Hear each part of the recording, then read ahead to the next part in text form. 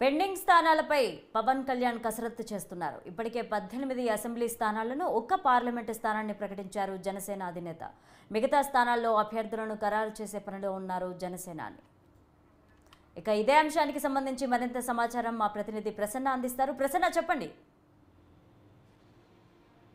యాక్చువల్గా 3 స్థానాలకి అభ్యర్థులను ప్రకటించాల్సిన పరిస్థితి ప్రస్తుతం మనకి కనిపిస్తోంది. వీటి మీద పవన్ కళ్యాణ్ ఇవాళ కానీ రేపట్లో కానీ పాలకొండ, అవనిగడ్డ, విజయవాడ సౌత్ 3 స్థానాలకు సంబంధించి నిర్ణయం తీసుకునే అవకాశం ఉంది. యాక్చువల్గా జనసేన 21 స్థానాలకు పోటీ చేస్తోంది. 18 స్థానాల్లో అభ్యర్థులను ప్రకటించారు. ఇంకా 3 స్థానాలు పెండింగ్ లో ఉన్నాయి. అయితే అదేంటంటే అవనిగడ్డ బాలశౌరికి ఇవ్వాలన్న ఆలోచనలో ఉన్నారు. యాక్చువల్గా బాలశౌరికి మచిలీపట్నం ఎంపీగా పంపిద్దాం అనుకున్నారు. కానీ 2 పార్లమెంటు స్థానాలే వచ్చాయి జనసేనకి.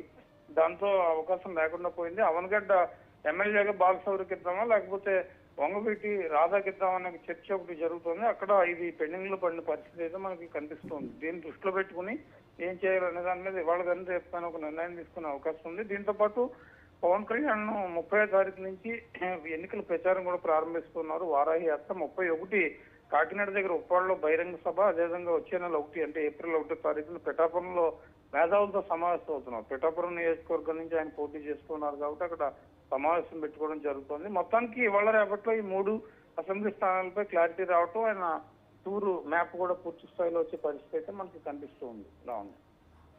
Right, thank you Prasanna.